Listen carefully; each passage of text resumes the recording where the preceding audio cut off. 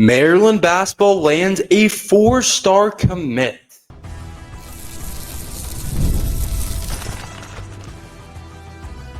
You are Locked On Terps, your daily podcast on the Maryland Terps, part of the Locked On Podcast Network. Your team every day. What's up, everyone? I'm Tre Moore, host of Locked On Terps, part of the Locked On Podcast Network, your team every day. So thank you guys for making us part of your day. And today's episode is brought to you by FanDuel. Right now, new customers can get $150 in bonus bets when your first $5 bet wins. Maryland basketball adds a 4-star commit in their 2026 class.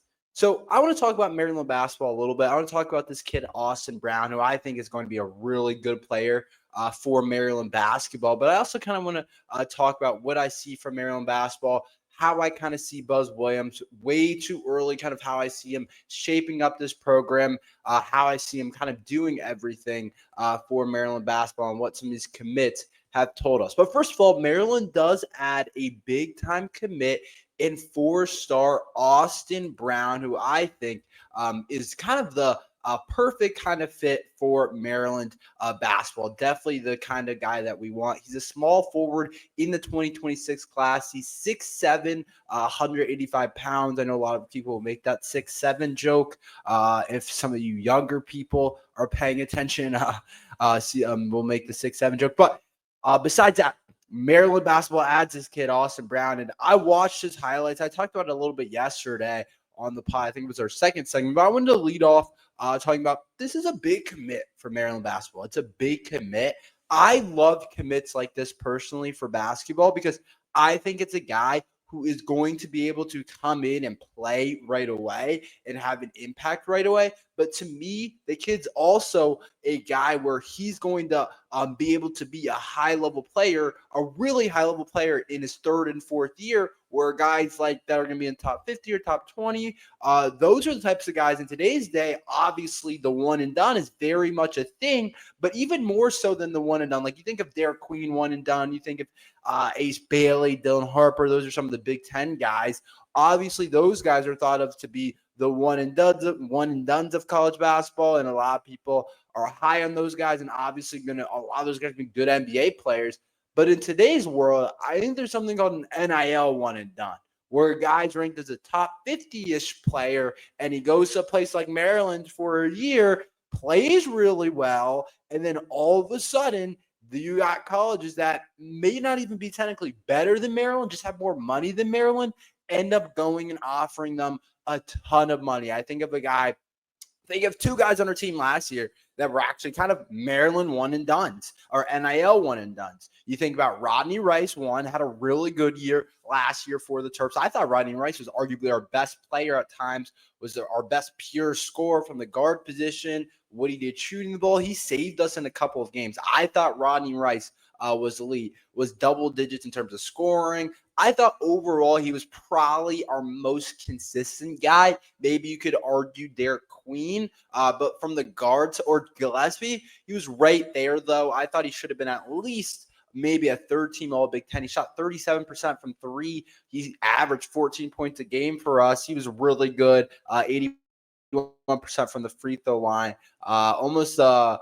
Definitely a high percentage guy. I was going to say almost a 40, 50, 90 guy, but I guess that's not really the case when I look at his percentages. But Rodney Rice is obviously really good. Went to Maryland for 1 year. Now it's at USC. Got a bag. I forget exactly how much people were saying it was because now that was a little bit ago, but it was a lot of money. And you think of a guy like Jacoby Gillespie comes to Maryland for 1 year, gets a bag, and now is at Tennessee. Had a really good year for Maryland. Was it Gillespie? I forget. Was Gillespie third team All Big Ten? I don't know exactly. Doesn't really matter. It's the fact he comes to Maryland for a year and he gets a bag.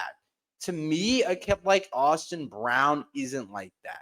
He's kind of that perfect level where he's going to come into Maryland to make an impact right away.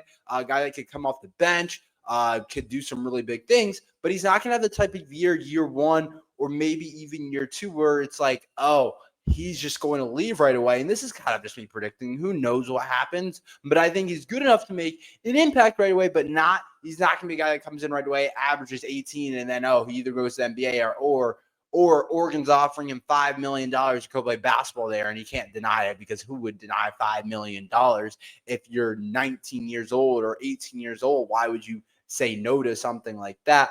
But to me, I think this guy's perfect level where the trajectory of a kid like this is going to be really awesome for Buzz Williams in the Maryland program, where he's going to be a guy that plays early, may not play a ton early, but gets some opportunities early. But I think that later on, third, fourth year, hopefully if he stays that long, it's honestly rare today's game for someone to stay all 4 years. But maybe second, third year, he ends up being a starter / high-end player for the Terps. There's a reason he's ranked highly, almost a top 100 recruit, and maybe he ends up being that.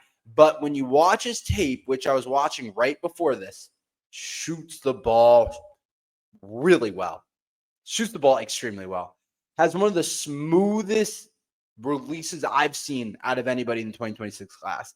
Like one of those shots where you're like, yep, well, that's going in. That's going in. Oh, that's a good shot. That's going in. And at 6'8", he actually gives us some of that size and versatility and be able to make shots over people where it's not like he's just going to be shooting in he's not going to be able to be at like a guard spot where he's like 6'2". He's a really good shooter, but he's undersized. He's 6'8". He offers us length still. He offers us size with his shot-making ability, and every time he goes in, it seems like it's a perfect swish. Watch his highlights. Look it up. Look him up and see what you guys think. But to me, one of the best shooters you're going to see in that class. Has a more complete game than just shooting. But I think early on freshman year, the way he gets onto the court to me, which I think is a reason he's a big time player for us and is going to end up being a really good player for Maryland basketball and is a big time commit for us, is because he's going to be able to get on the court right away by shooting the ball at a high level. And that's a lot of what basketball is. As a guy that played basketball at a young age, I could never really shoot the ball well. I could always drive it. I could get to the rim. I could do different things like that. Could never really get the shot going as well as I wanted. And even guys that were less athletic, guys that weren't technically, I would think, as good as me, you still look at the score, you still look at the game sheet or the scoring sheet or the box score, whatever you want to call it, and you're like, dang, he had 15 points. I only had 12 because he got to shoot 6 shots, but he made 4 threes. And he also got to the line once. Like guys like that just rack up points. It's like Rodney Rice. He kind of is. Honestly, he's like a taller. I think he can become like a taller Rodney Rice. Maybe not as good early on. But if he figures it out, he could end up being a guy like that, just shot making. And it excites me that he's listed at 6'7" on 247. Rivals has him as a 4-star. Rivals has him actually at 6'8". But what excites me about him being 6'8" is that length.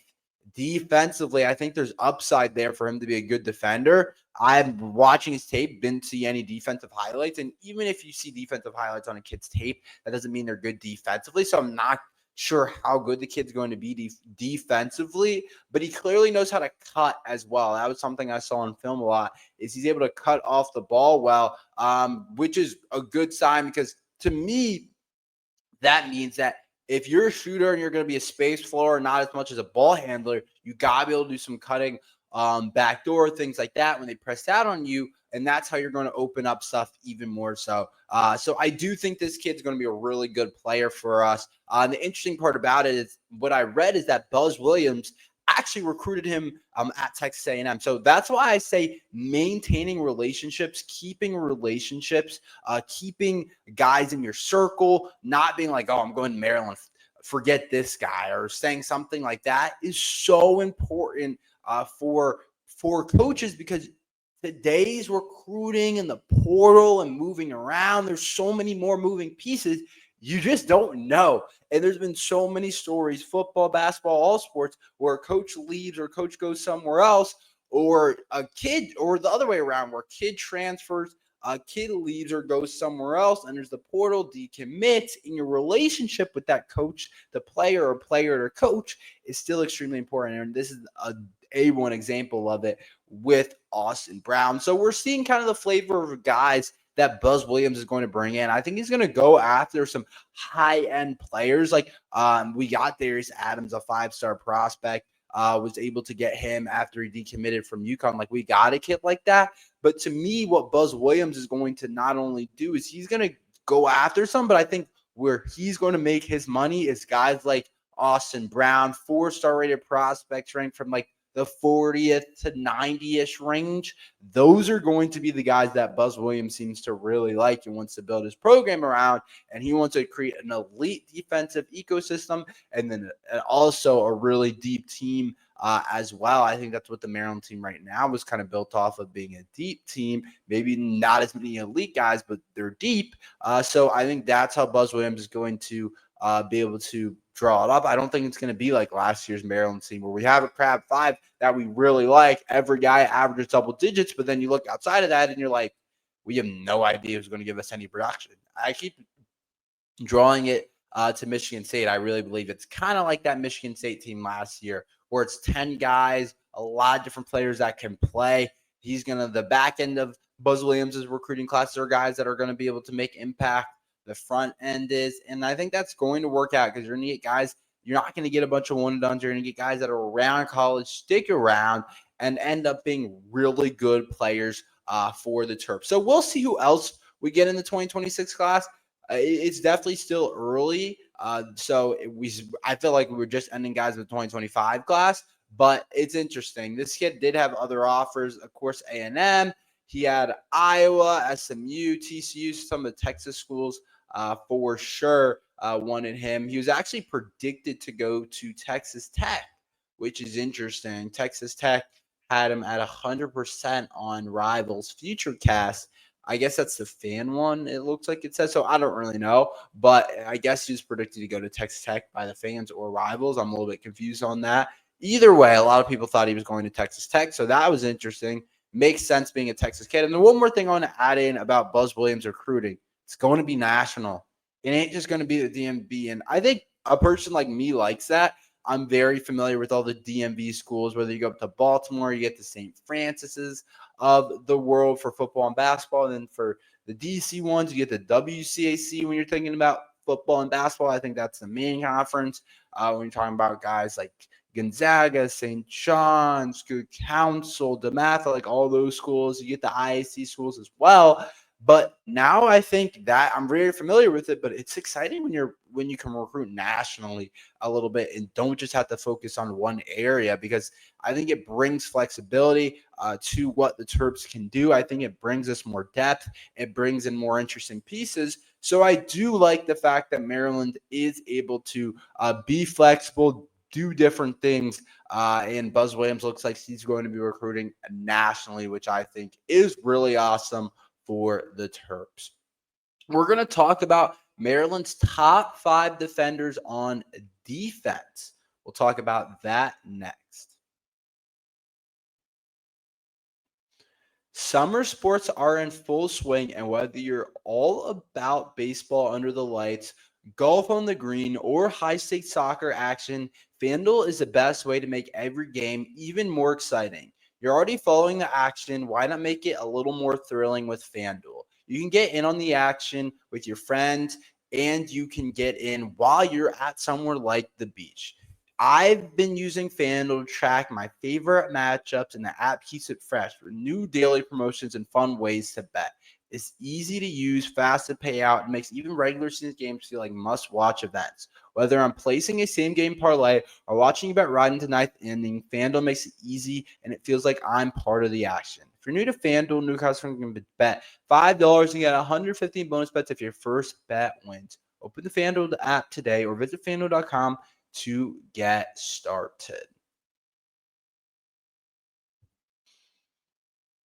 So I want to actually talk about an article, the top 5 rated defenders that Jeff Erman came out with on the 247 Maryland page, which I think is really interesting. And he talks about the top 5 defenders on Maryland's defense going into the year. And he had similar thoughts that I had talking about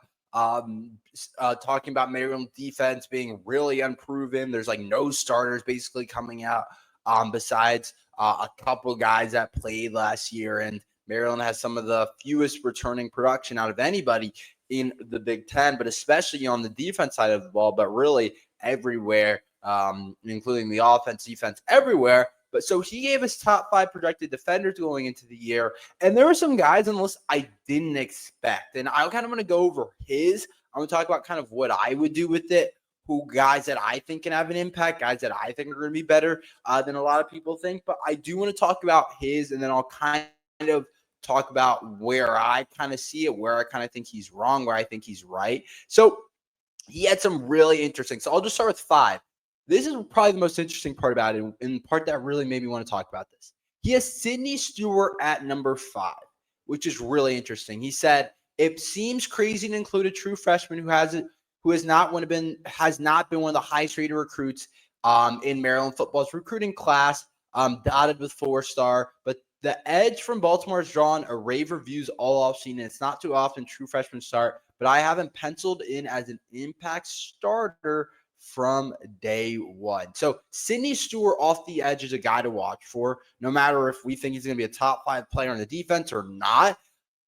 I kind of am like, I don't know. This is where I kind of disagree with him. I like Sidney Stewart. I like that he's that highly rated according to Jeff Erman. But to me, there's other guys that I think at that position group that could actually end up being a little bit more. Another true freshman, I think, Zahir Mathis, who's rated higher, hasn't joined the Terps till now for summer ball. He was ranked as a really high-end 4-star, one of the top-rated edges in the class. At 6'6", 225, it's hard for me to put Sidney Stewart over him, but that's just me going off the ratings. This is more of a projection of kind of a bold take, and I think it's really interesting that he has Sidney Stewart there. And then at 4, so I'd probably drop Sidney Stewart out. I'd probably put in Tre Reddick, who was really good last year as a true freshman, showed some glimpses. I think I'd put Tre Reddick in there, but Sidney Stewart, if he ends up being right, that's a really interesting one, and another high-end guy in that class that can end up being really good.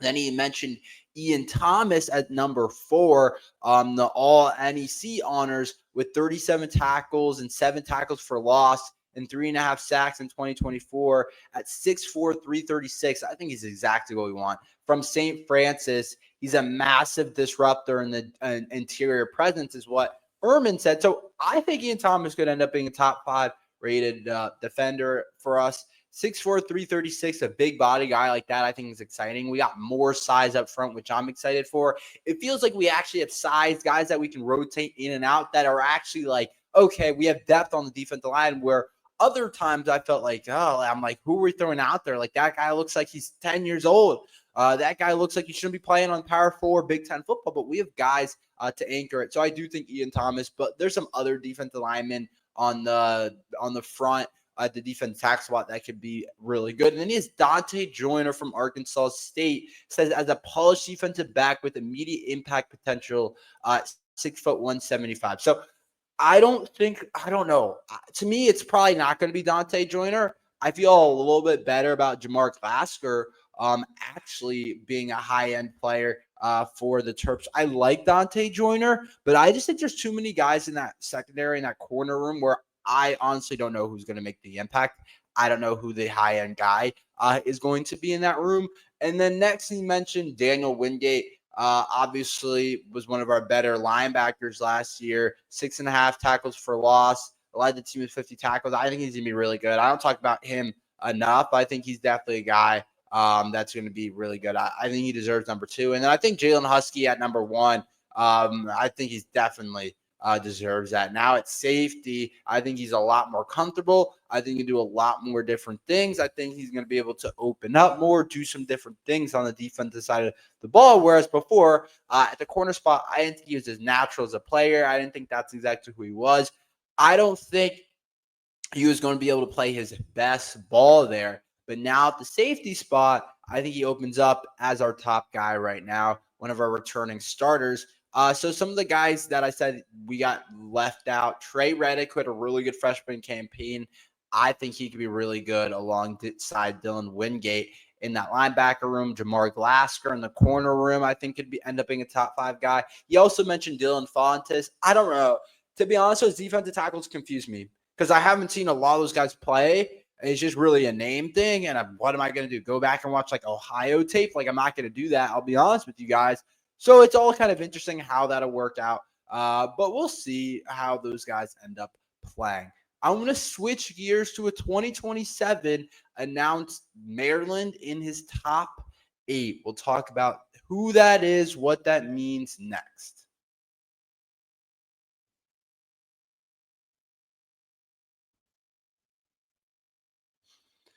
So this is interesting. Something that I didn't see coming, something that I didn't really know too much about, but I do want to talk about, and I want to switch gears from what I was originally going to talk about because I can kind of talk about the other stuff another day. And I was going to talk about the college football ratings, but I want to talk about this recruiting. So there was an interesting kind of thing that came out. It's not huge. I'm not going to say like he's going to come to Maryland, but it's definitely interesting. And this kid, Maxwell Hiller, the number 1 interior offensive line in the 2027, named his top 8. And Maryland made the list. So this is something that I think is interesting. I honestly didn't expect Maryland to make the list. Didn't expect Maryland to be the school for him. He's a kid from Pennsylvania. He's considering other schools like Penn State, Bama, Cincinnati, Clemson, Duke. So I don't know why Maryland made the list for him, but I do think it's worth talking about because kid's a high-end player.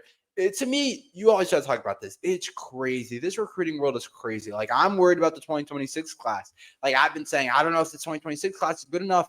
I don't know what we're going to do with the 2026 class. I'm unsure about this Maryland 2026 class. It's questionable. I like Zion Ely. I like a couple of the other guys. I just don't feel like we're filling it out. But, yeah, it's like, oh, you got to worry about 2027s as well. It's not just going to be the 2020 sixes. You got to keep recruiting. You got to keep going younger and younger and younger. And the kid Maxwell Hiller is the number 1 interior offensive lineman. And I think if we could end up landing kids like this, and it looks like Penn State right now is a favorite, and it makes sense because he's a Pennsylvania guy, but Maryland's right here as well. If you can get a guy like this, it could be awesome for the Terps. It's really hard to get.